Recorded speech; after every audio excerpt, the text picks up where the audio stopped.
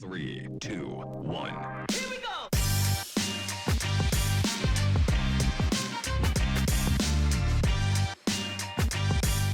Welcome to the Remote Photography Podcast. In this episode, I speak to US photographer Travis Houze about his experiences of remote photography. Enjoy the podcast.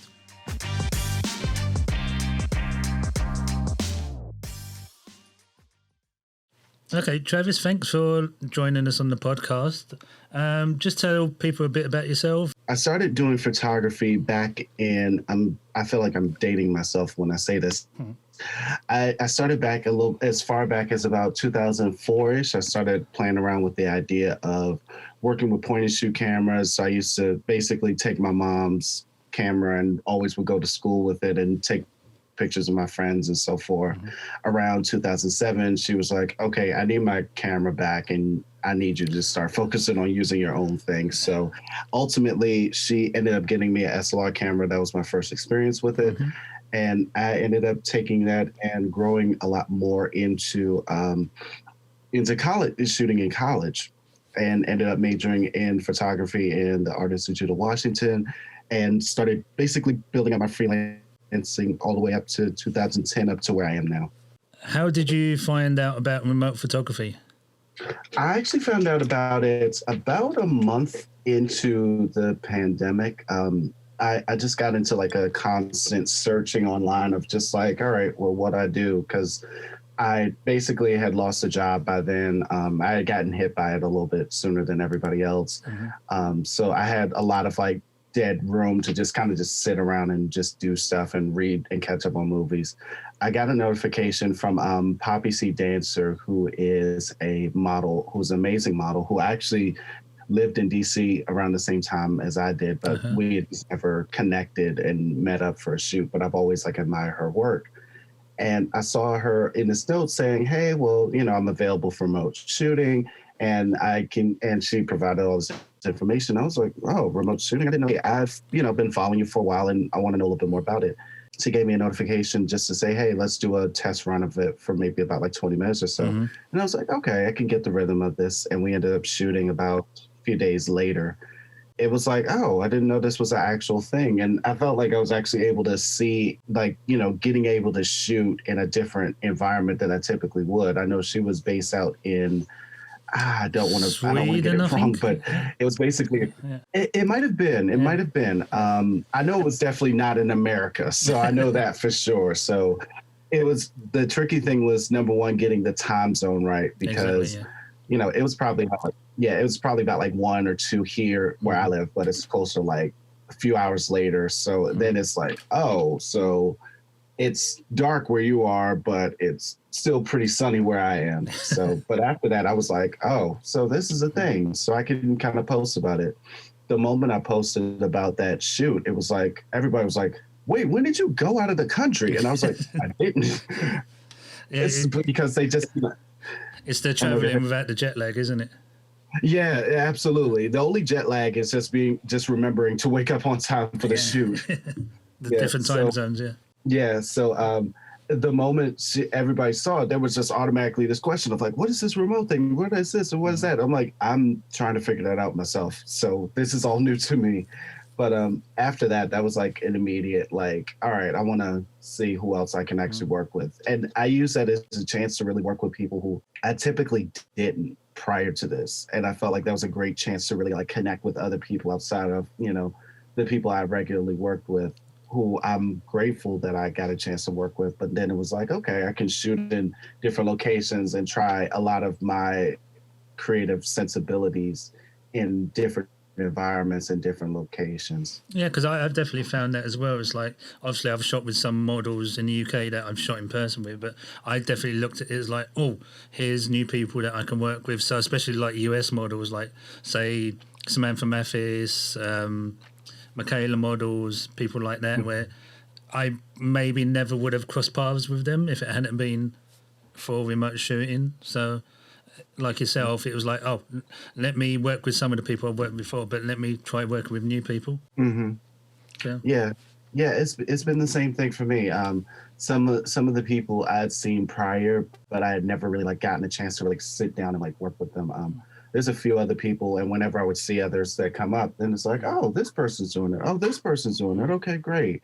And I think that the hardest thing is that, you know, a lot of times, a lot of the models that would come and do like remote shootings, they would come to the DC area, but unfortunately, it was always like a timing schedule also as well, because they would only be here for about, I don't know, like 2 or 3 days. Yeah. And then it's like, if you don't catch them, then it's like, you probably won't see them for the rest of the year, or even like maybe you get a chance like, all right, well, I missed you in January, but you'll be back in like July or August. But now it's like you have that flexibility of like, all right, a good percentage of people are home, so now we can actually like get a time to kind of set aside to really like bring things together. And in some ways, I feel like it's easier to organize, in my opinion, over trying to figure out the schedules like in person, and then trying to figure out the studio availability and such as well. Definitely, because well, especially with different time zones, and you can plan ahead with stuff like that. But you've already mentioned like Poppy Seed that you've worked with. Who else have you worked with? I'm about to go down the line. Actually, I actually have my folder right now of remote shoots, so I can actually get all the names right. To put it simply, I'll just say this right now: I've shot over 20 plus remote shoots, and that includes FaceTime shoots and also tethered shoots as well. So it's been a sizable amount. So to name a few, I would say Zoe Morgan, who I've worked with a couple times. Whitney Masters, I worked with her once. I still need to work with her again. Oh, I saw that because that was that milk. Was that milk bath milk? Yeah. Shot? Yeah. Yes, that was it. I had never done a milk shoot before, and I was like, all right, let me try something with this. And it just so happened that Whitney had the right location, so I was like, hey, can we try something like this? And she's like, yeah, sure. And it was just like a really good connection, honestly. Like, I mean, there's a lot of shots that I love from that shoot, but unfortunately, the internet is not 100% safe for work. Exactly, it's like it's so hard to navigate, because there's a couple of those I would love to post more of, but it's just like I can't do it. Well, is it bad enough trying to? Well, not bad enough. It's hard enough trying to do that in person, but trying to do a milk shoot in a bath remotely is probably like level 10, like remote shooting. Yeah, it is. The thing that I really admired about being able to work with Whitney in that environment is she had an assistant, and the hardest thing about that is when you have that kind of camera, it's like super heavy. So I wanted to be considerate of the fact that, you know, this person's holding this up, and, you know, stabling wise, it's going to be really tricky. And I just was like, hey, how about this? We're going to do it in like maybe 2-3 minute intervals. That gives you a time to break and kind of stretch out and be considerate of that. Because I know for me, if you have like a heavy camera, you're holding it up top and just trying to angle it downward, it's hard on the body, no matter how strong anyone is. Exactly, yeah. Yeah, so I think if anything, doing like remote shoots has definitely taught me the consideration of just being able to understand that everybody has different environments, and it's a lot of troubleshooting within the process of it. And who else have you shot with? Because I'm looking at your website now, and literally, like you say, you've done 20 plus shoots, and I'm seeing what Sienna Hayes? Yes, I shot with Sienna Hayes a couple times remotely, and it just so happened to be the perfect timing, because I built up that working relationship with her, and she really liked working with me. And it just so happened to be that she was in the DC, and we ended up eventually connecting in person and shooting in Union 206 out in Alexandria, Virginia. So in a way, it worked out perfectly, because we had spent that time like building up a sense of like, okay, this is what I go for, this is what she typically favors.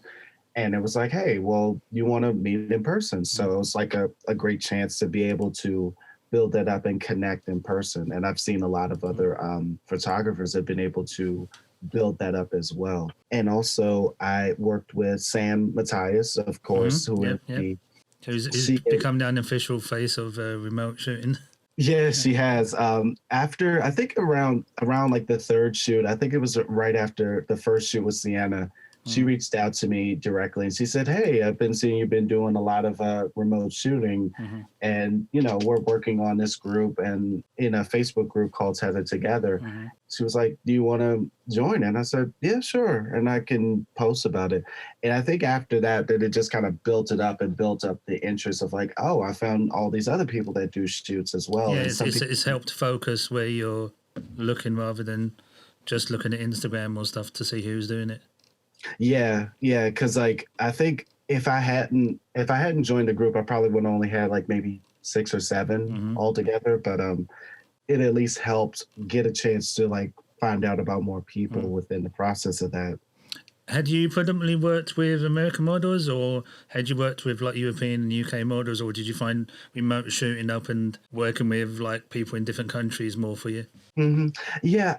So prior to remote shooting, it almost was unintentionally with American models, but Hmm. I think when I actually got a chance to work with remote shooting, I was like, I need to start seeing new environments. I need to start being in different places because I've shot for so long, and I feel like because of being having prior photography experience in so many different spaces, Hmm. it kind of gave me a sense of like, okay, this is the time now to actually start going into different locations and working with different kinds of people and getting like these different kind of like styles and creative like Hmm. ideas, because you can only after a while like inevitably you'll start shooting the same thing over and over again. So I found myself honestly like shooting with more European models. And then there's also Julia Romanova, who is located out in Russia as Yeah, well, who I've worked with her a couple of times. She's pretty awesome. Yeah. yeah. So I think I found myself definitely working with more people outside of the continent, honestly, more often than, within. Who haven't you worked with yet that you'd like to so far, in case they're listening? Oof. I know they're probably gonna give me an immediate shout out. Like, I heard you say my name. Um, I think one who I hadn't found the time yet. Hmm. I would probably say Lucy Tyler. Okay, right, yeah. Yeah, Yeah. I just haven't had I think it was just trying to find like the timing of like, okay, let me reach out to them, and it just worked out perfectly. Natasha J. Bella also as Oh, yeah, well. yeah. That's definitely a person you should Yeah. look into. Yeah. And then there was also this one that I saw recently on the page recently. I think her name is, and I want to get it right. Chloe Rank Harrington, who has like a lot of tattoos and like has like this really interesting color in her hair. I Hmm. actually I tried to send her a message just today. So hopefully sometime over the next couple of days or so, I should probably be able to hear from her as well. And then there was another one. I cannot think of it. There's so many I that put I you on the can. spot, didn't I? Yeah, you did, and I'd already thought about it. Yeah. Yeah, I mean, it's a large percentage of Yeah. people. Oh, thank you. I just remember Alexa Michelle. I know we've been kind of back and forth and about trying to find the time. So Yeah. there's definitely still a few in the mix. With remote shooting, because from a photographer's perspective, because I've asked a model about this, is like, do you? I'm guessing I think I know the answer, but when you look at a model who's offering remote shoots, is it more the model you want to work with, or does their setup come into a factor when you want to shoot with them, depending on, say, not being a snob on cameras, but if they've got a Canon or they've got a Sony, does that come into a factor, or it's just more you want to work with that person? It's a little bit of both, honestly. I don't get too much into the deep logistics about what cameras are being used. Like my attitude is, if I'm able to shoot raw and it's a pretty solid lens, then all right, I can make it work. Exactly. Yeah. Yeah, so I've shot on Canon, Nikon, Sony, so it hasn't been limited to any specific one kind of camera. But I think it really what plays into it is what the model's creative, like what they typically tend to show and present within their certain environments, and also just like the location as well. So for example, Stephanie Dubois, who I've worked with a couple times, she's located out in Cyprus now, and she has this gorgeous outside view of like just the outside area. And I love like that, and also the pool. And I was like, all right, I got to reach out to you because of that specifically, because that's something that I worked with. I had worked with her prior, but that was another thing that just reassured that. And then there was also Iris Fitzgerald in particular, who has a lot of great natural light in her location. And there was like a perfect marriage of these like lights, like the fairy lights that have been seen a few times. And I was like, hey, well, I want to shoot with this. And it really worked out within it. So I think it's a mixture of the model has and what they've kind of done in certain locations, but also at the same time, like what I tend to notice as well. Like I tend to favor like a lot of like somewhere between like something like a very heavy, crunchy kind of like black and white contrast, Yeah. or something that's like very vibrant in color as well. So it's like a very like extreme medium on both sides for me. Yeah, because each remote's going to offer its different challenges and different looks as well. So Yeah. Yeah, and that's definitely another thing as well, because I think the hardest thing for me is I'm so used to moving and I'm so much to walking around and kind of like feeling the space. So actually not being there has been like that was a hurdle initially in the beginning, because I'm so used to like being like, okay, well, I can angle in this way, but I also have to understand that, not every model has an assistant, or not every, sometimes I have to just be mindful of my own direction of saying how to, place certain things also as well, that sometimes the words just slip my mind in the moment. I just learned to start saying, okay, what is the easiest way to be sufficient in shooting in that moment in time? So my attitude is shoot wide, crop later, and then around it. Well, it kind of leads me nicely into the next question, because you've sort of started to answer it. Is like, do you find remote shooting limiting, or do you find it with the limitations it makes you more creative on the shots you can get? I do find it a little, there's definitely times where I would definitely say that it was initially limiting, but I also learned to work around that limitation as well. I think when you're spending about like the first, I don't know, 3 to 5 shoots, you're kind of getting used to the factor of the camera may not move, if at all. Yeah. And then learning to say, okay, within that, what do you do within that? So how do you just take that step back and say, okay, how do I work around it? So Julia Romanova in particular, I know from the times that I've worked with her, she typically has an assistant. So I definitely learned to kind of just be like, okay, well, I can kind of describe what I'm looking for. I want to shoot a little bit wider, or I want to shoot in a little bit closer. So it's really just like kind of like a collaborative effort. So you're just kind of learning how everyone's navigating, but also learning how the space is, because there are other times where I've shot in locations where they're gorgeous, but they're not, because of the setup, there's not enough room to really like step back and do a lot within it. So it's just really like learning the space ahead of time also as well, and learning the limitations within that, because you have like a laptop probably on a stand, and then you have the camera on a tripod. That takes up a lot of space in a lot of different areas, whether we realize it or not. But even saying that, I'm looking at a picture of Zoe on a beach, and like I know she's pushing where, like Poppy said, is where you can shoot, and it doesn't matter if you're in there in person or it's remotely. So yeah, I'm looking at that shot. It looks like was it Sasha Wonder, yes. Yeah, so like that's a different location. So yeah, it's like I said, each person's going to bring a unique location and look to it. So yeah, and I definitely keep that in mind every time I do stuff, because sometimes, like one day I'll probably feel like, hey, I want to try something in a field, and then there's some days where I'm like, yeah, I want to try something with architecture.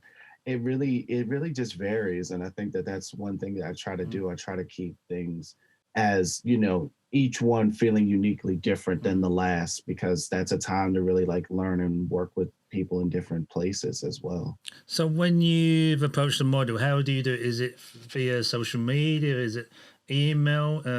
How do you like to present your ideas to the model as well? Do you like use a mood board, just have a general idea, or just see how it goes? It really depends on the shoot, really. Sometimes I've had people who reach out to me and they say, hey, well, I have this location, I have some availability. And then I kind of just look through the location, kind of get a sense of what it is, and then say, okay, well, that's great, and I want to get a chance to learn about it. Typically, and this is something I do even prior to anybody that I worked with outside of remote shooting, I usually ask ahead of time, like, what are your genres? Like, because I know some people will typically shoot clothed, and there's some people who shoot implied, then there's some that shoot art nude.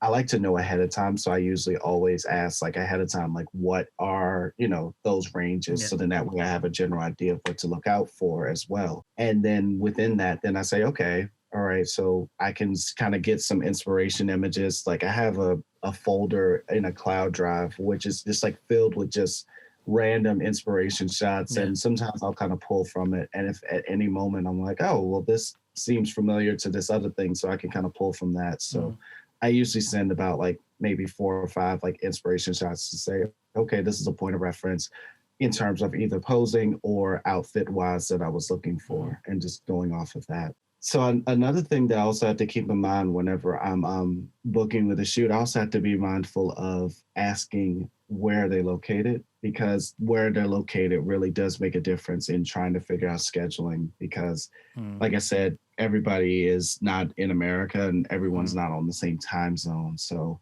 a lot of times I say, hey, well, where are you located right now? I would hear about different countries or certain areas that I'm like 100% not familiar to. So usually whenever we're trying to get to the timing or date, I usually immediately have to rush over and say Eastern Standard Time where I'm located versus what the time zone is in that country, because that really makes a difference on scheduling. Because I've had at least 2 or 3 remote shoots where I had to shoot at like 8 in the morning. I'm gonna be honest with you, I am not a morning person. No, am I? Yeah. Yes, but I also know that 8 a.m. for me is probably about like 2, 3 in the morning in the afternoon for somebody else. So that was a hard thing. Out of every remote shoot that I've done, I think there's only one time where I unfortunately underestimated the time zone of it. And I realized, I was like, oh my God, I felt so bad, because I usually don't like screwing up on time zones like that. But I realized, I was like, okay, I need to start paying attention to it more. Thankfully, the model was very, understanding of it, and we were still able to work around it. But it was definitely a learning process, because I thought the shoot time was 10 a.m. And then I realized that in reality, it was 8 a.m. for me. And I around like 8:45 or something like that. And I was like, oh my God, I feel terrible admitting that. So, well, at least you got back to her and she was okay with it. Yeah, because I understand that with time, everybody's respectful of those times, and just understanding that everybody's time zone is different, and you never really know. But if you know like ahead of time, like, okay, this person is on the same coastline as me, then it's like we already kind of know. But trying to keep up with 1 a.m. for me, 6 p.m. for them, that can be kind of tricky sometimes. Yeah, it was definitely like, because you mentioned her earlier, Lucy Tyler. Oh, Lucy Art Model, that's it. Okay, yes, thank you. With Lucy Art Model is, because she's based in New Zealand, it's like a 12-hour difference for me. So it was probably like maybe 18 hours or something for you. So she was, I must probably would be in the next day if you'd shot with her. So yeah, it's definitely, I shot really late in the evening my time, because she said, oh, the natural light in my place, like 8 a.m. is perfect. So it was like, oh, okay, I have to be up till like 11, 12 o'clock to match with her time zone. So I totally get where it's like, sometimes you have to get up early, or sometimes you have to stay up late just to be able to shoot with the model because they're in a different country. Yeah, and also because of, like, for the idea and the concept of the shoot, that really does make a big difference, because unfortunately, like, there's certain hours that really peak in whatever environment you're working in, and if you miss that time, you miss that time. Do you see remote photography being around in some form once it's obviously safe for everyone to get back to shooting in person? I do, actually. I'm actually glad that, remote shooting exists, because, like I said, it gives us a chance to really like work with people who we typically wouldn't have. And to be able to do that, I feel like that opens the door so much more for at least guaranteed work. So in my personal opinion, I would feel like if a model is just like, hey, I just have like a down month where I'm actually like, at home and just wanting to take care of other things, they can still use that as an avenue to like work with people in person, because, or work with them virtually, I should say. And to be able to do that, it opens a really good door for people to work and do different things. So I would love to see it happen more often, because then it gives me a chance to actually kind of build like a consistent working relationship with other models and build on that. Well, that's what I think. It's like, especially if like when the models do eventually start traveling to different countries again, if you've worked with them remotely, you've already built up that relationship where, say, with Sienna Hayes, you had it the other way around, where you'd worked with her in person but then did remote. So you already had that working relationship to get straight into creating the pictures.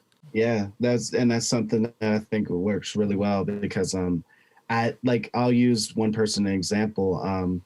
I would say when it comes to certain people, like I don't know if I would ever be able to work with Stephanie DeBoss in person, for example, but I know that because I've been able to build this kind of conversation and being able to work with her, I'm able to say like, hey, well, we can definitely touch base in the next month to see like what her availability is and build on that and just kind of work from there. So even if we never meet in person ever, we at least still are able to work with each other and kind of build on certain ideas within that as well.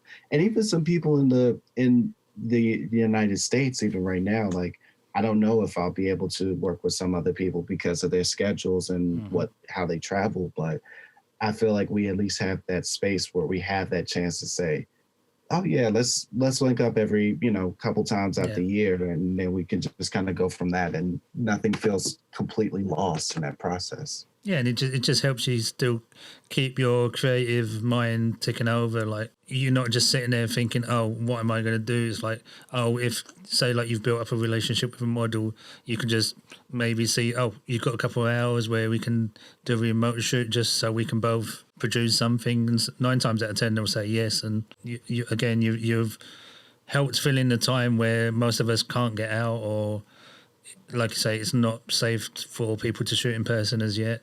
Yeah, which I agree, because I think I know there's some that take it very seriously, and I do as well.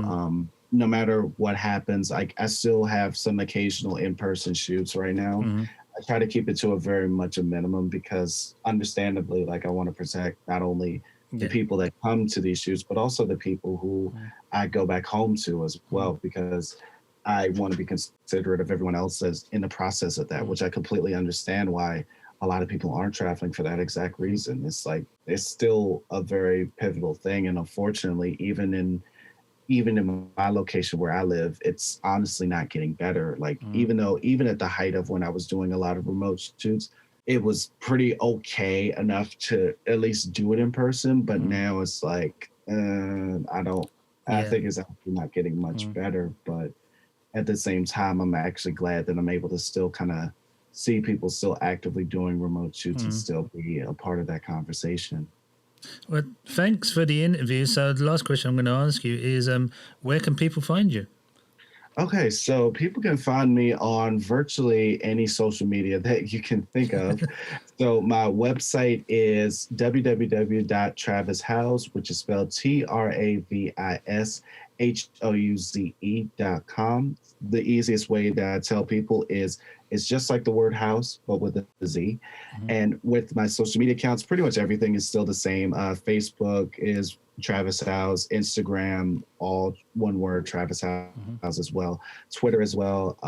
I'm trying to do better at posting my remote work on Twitter because I feel like it's a little bit more flexible there. And I'm going to start building up my purple port with some of the more remote work. So then that way I can kind of give the not so safe for work photos a place to actually live in. And, just hopefully, and also just trying to figure out like a digital gallery kind of thing that I can post somewhere. I don't know yet exactly the logistics of it just yet, but I'm hoping in the next month or so, because I'm trying to organize my chronological order of the remote shoots from then and now of like some of my favorites. Well, thanks for doing the interview, and hopefully we see some more of your work during the next year or so. Okay, and great. And thank you for having me as always. And I know we will definitely be in touch about future projects. Definitely, yeah.